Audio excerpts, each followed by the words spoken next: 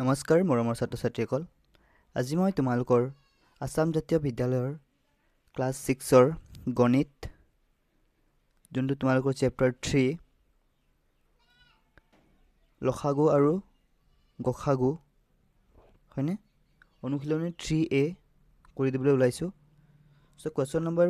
1 টো চোৱা। তলৰ প্ৰশ্নবোৰ সমূহ উত্তৰ দিয়া বুলি কৈছে হয়নে। তো প্ৰথমতে চোৱা 1 নম্বৰটো কি দিছে তলৰ কোনজোৰ সংখ্যা পৰস্পৰ মৌলিক সংখ্যা হয়নে কোনজোৰ পৰস্পৰ মৌলিক সংখ্যা আমাক সুধিছে। প্ৰথমতে আমি জানিব লাগিব যে পৰস্পৰ মৌলিক সংখ্যানো কি হয় হয়নে। পৰস্পৰ মৌলিক সংখ্যা হেবিলাক চোৱা মই লিখি দিছো ইয়াত।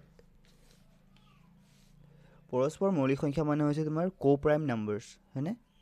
দুটা সংখ্যাৰ সাধাৰণ উৎপাদক 1 হলে হয়নে। দুটা সংখ্যাৰ সাধাৰণ উৎপাদক 1 হলে সংখ্যা দুটাক পৰস্পৰ মৌলিক সংখ্যা বোলে। কি হ'ব লাগিব সাধাৰণ উৎপাদক কি হ'ব লাগিব 1 হ'ব লাগিব। তো চোৱা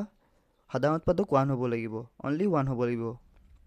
হয়নে। তো চোৱা প্ৰথমটো কৰি দিছো মই 1 নম্বৰটো চোৱা কি কৈছে আমাক 1 নম্বৰটো চোৱা 8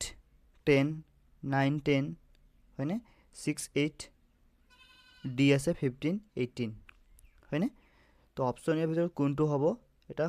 পৰস্পৰ মৌলিক সংখ্যা হেতু কৈছে আমাক। সো প্ৰথমটো কৰো আমি a আছে 8 10 হয়নে। প্ৰথমতে আমি জানিব লাগিব যে 8 ৰ উৎপাদক কি হয়। উৎপাদক মানে হৈছে আমি যিবিলাক এতিয়া 8ক কিহে পূৰণ কৰিলে পাওঁ এইবিলাক হৈছে উৎপাদক হয়নে। 1 আৰু 8 হয়নে আৰু 2 আৰু 4 পূৰণ কৰিলে আমি 8 পাওঁ হয়নে। তো আমি লিখিব পাৰো উৎপাদক বুলি। উৎপাদক কি হ'ব 1 2 4 8 হয়নে। ইয়াৰ উৎপাদক এইবিলাক হৈছে। এতিয়া আছে 10 10 ৰ উৎপাদক কি হ'ব এতিয়া চোৱা 10 কিহে পূৰণ কৰিলে পাওঁ আমি 10 কিহে পূৰণ কৰিলে পাওঁ 1 into 10 হয়নে 2 into 5 হয়নে আৰু পাওঁ নাপাওঁ। উৎপাদকবোৰ লিখা ইয়াৰ কি হ'ব 1 2 5 and 10। এতিয়া সাধাৰণ উৎপাদক মানে কি হয় চোৱা এই দুটাৰ সাধাৰণ উৎপাদক কি হয় কি কৈছো মই সাধাৰণ উৎপাদক 1 হ'ব লাগিব কৈছে আমাক হয়নে। সাধাৰণ উৎপাদক কি হ'ব লাগিব 1 হ'ব লাগিব কৈছে। এটা চোৱা প্ৰথমতে 8 ৰ লিখা উৎপাদকবোৰ 1 2 4 8 পাইছা হয়নে। এটো মই তোমাক বুজাবৰ কাৰণে কৰি আছো হা তোমালোকে ডাইৰেক্ট ৰাইট চিন দিলে হ'ব। 10 10 টো লিখা 1 2 5 10 পাইছিলা হয়নে। এতিয়া সাধাৰণ উৎপাদক মানে কি হয় চোৱা মিল থকা মানে যোনটো 8 তো থাকিব লাগিব 10 তো থাকিব লাগিব একে লগত দুইটাতে থাকিব লাগিব মানে হয়নে। ইয়াতো চোৱা এটো 1 আছে ইয়াতো 1 আছে তেতিয়া সাধাৰণ উৎপাদক কি হ'ব 1 হ'ব হয়নে 1 হ'ব আৰু চোৱা 2 ইয়াতো আছে ইনটু 2 তেতিয়া হলে চোৱা ইয়াৰ সাধাৰণ উৎপাদক কি হ'ল 1 আৰু 2 মই কি কৈছিলো পৰস্পৰ সাধাৰণ উৎপাদক কি হ'ব লাগিব কৈছো মই 1 হ'ব লাগিব কৈছো। ইয়াত চোৱা 1 ও আছে 2 আছে তেতিয়া হলে এটো সাধাৰণ উৎপাদক কি আছে ইয়াত 2 হৈ যাব তেতিয়া হলে এটো নহব হয়নে। তো b আমি a টো আমি নহব বুলি ক'ব পাৰো তেতিয়া হলে এটো নহব। এটা b টো চাও b কি আছে 9 তই প্ৰথমতে 9 ৰ উৎপাদকবোৰ জানিব লাগিব। প্ৰথমতে উৎপাদকবোৰ কি হয় প্ৰথমতে ডাইৰেক্ট লিখিবা যে 1 আৰু সংখ্যাটো নিজে হ'বই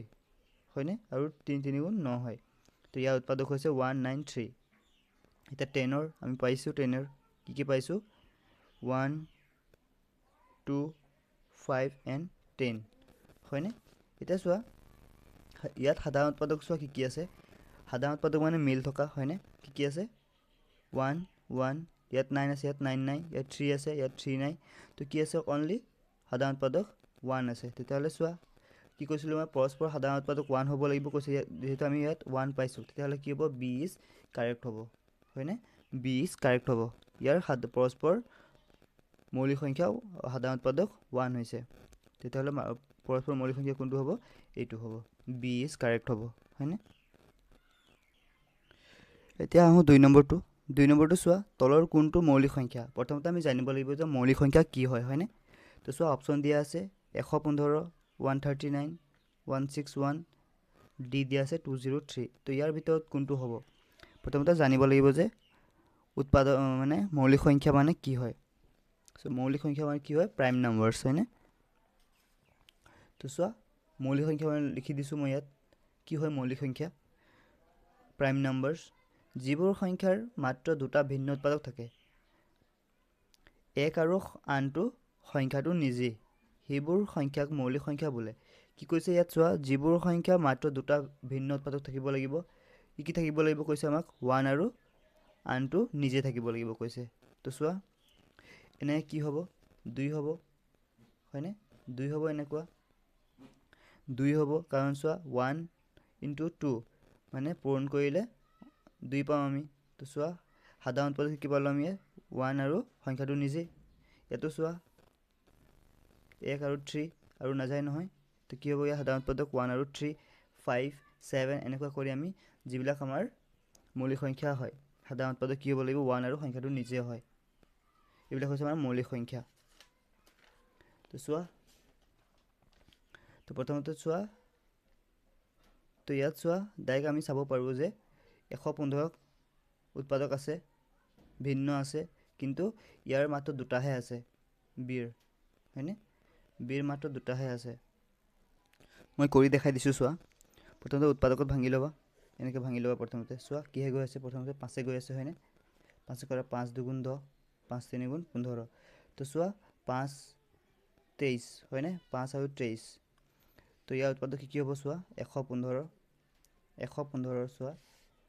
115 কি হ'ব 1 আৰু সংখ্যাটো নিজেতো হ'বই হয়নে 1 আৰু সংখ্যাটো নিজে হ'বই আৰু কি হ'ব 5 আৰু 23 তো চোৱা মৌলিক সংখ্যা কোনবিলাক যাৰ উৎপাদক 1 আৰু সংখ্যাটো নিজে হ'ব লাগিব ইয়াত চোৱা কেইটা উৎপাদক আছে 4টা হৈ গ'ল উৎপাদক হয়নে তেতিয়াহ'লে এইটো মৌলিক সংখ্যা নহ'ব এতিয়া আমি আহো বি চাওঁ কি আছে 139 হয়নে এতিয়া ইয়াৰ উৎপাদকত ভাঙি ল'বা প্ৰথমতে কি হৈ যাব এইটো যেহেতু 2 নাযায় 3ও নাযায় 7ও নাযায় হয়নে তো কি হ'ব 1 হ'ব অনলি একে যাব 139 তো চোৱা কি পালো আমি 1 আৰু 39 তেতিয়াহ'লে 139 ৰ উৎপাদক কি হ'ব 1 * 139 এতিয়া চোৱা উৎপাদক কি পালো 1 কি পালো ইয়াৰ 1 আৰু সংখ্যাটো নিজে তেতিয়াহ'লে কি হ'ব ইয়াৰ মৌলিক সংখ্যা এইটো হ'বনে তেতিয়াহ'লে এইটো b টো হ'ব ইয়াৰ মৌলিক সংখ্যা এনেকুৱা কৰিবা তোমালোকে হয়নে কৰি লবা উৎপাদকত ভাঙি লবা এইবিলাক তোমালোকে শিকি আহিছে এইবিলাক এতিয়া আহো আমি 3 নম্বৰলৈ 3 নম্বৰটো চোৱা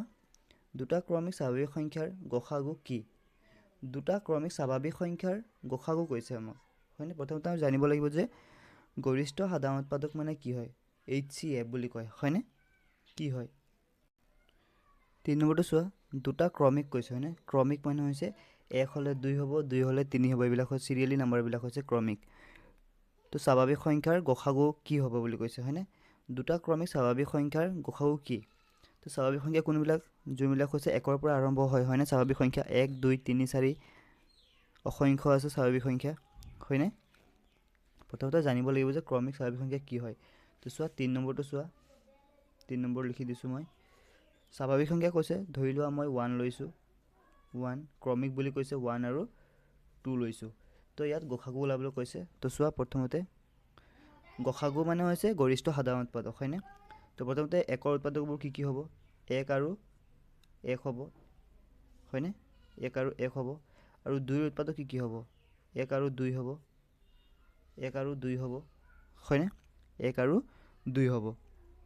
তো চোৱা ইয়াৰ সাধাৰণ উৎপাদক কি হ'ব সাধাৰণ উৎপাদক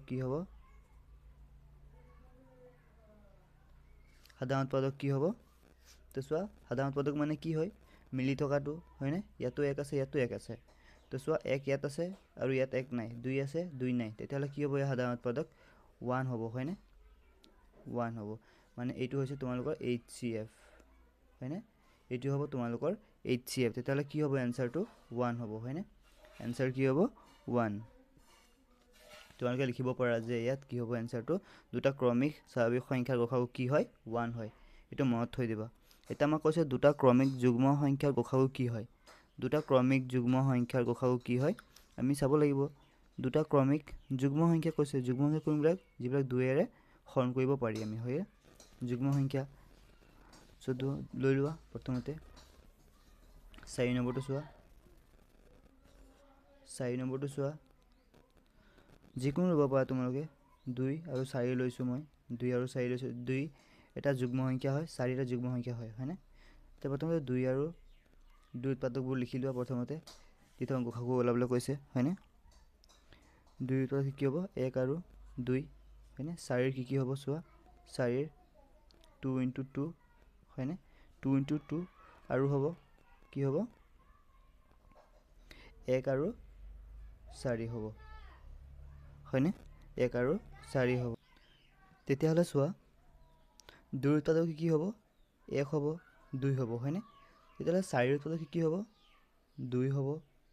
হয়নে 2 হ'ব বা 1 হ'ব প্ৰথমতে তাৰপিছত আকৌ 2 হ'ব তাৰপিছত 4 হ'ব ইয়াত উৎপাদক হয়নে 1 হ'ব 2 হ'ব 4 হ'ব তো মই কি কৈছিলো গসাগু মানে কি আছিল HCF হয়নে HCF গসাগু হয়নে তো চোৱা সাধাৰণ উৎপাদক কি আছে ইয়াত 1 আছে হয়নে 1 আছে তো 1 লৈ লবা যেতি ইয়াতো 1 আছে ইয়াতো 1 আছে 1 আছে সাধাৰণ উৎপাদক মানে কি মিল থকা হয়নে ইনটু ইয়াতো 2 ইয়াতো 2 তেতিয়া হলে কি আহিব 2 আহিব এটো পূৰণ কৰি দিবা কি হ'ব 2 তেতিয়া হলে কি হ'ব যুগ্ম সংখ্যা মানে কি হয় 2 হয় তেতিয়া হলে আনসাৰটো কি হ'ব 2 হ'ব হয়নে তো আমাক কি সুধিছিলে দুটা ক্ৰমিক যুগ্ম সংখ্যাৰ গসাগু কি হয় 2 হয় এটো 1 এটো 2 লিখিবা হয়নে 2 লিখিবা এটা চোৱা আমি এটো আমি জানোই 5 নম্বৰটো চোৱা যদি a আৰু b দুটা পৰস্পৰ মৌলিক বুলি কৈ দিছে পৰস্পৰ মৌলিক সংখ্যা হয় তেন্তে a b ৰ গসাগু কি হ'ব 1 হ'ব হয়নে পৰস্পৰ মৌলিক বুলি কৈ দিছে 1 হ'ব গসাগু এটা চোৱা যদি b a ৰ উৎপাদক হয় তেন্তে a আৰু b ৰ গসাগু কি হয় ইয়াৰ b ৰ গসাগু কি হ'ব তেতিয়া হলে b এ হ'ব হয়নে সংখ্যাটো নিজে হয় তো কি লিখিবা এটো b লিখিবা 6 নম্বৰটো হয়নে আমাৰ হৈ গৈছে 1 নম্বৰ কোৱেশ্চন গিটা সম্পূৰ্ণ হৈ গৈছে তোমালোকে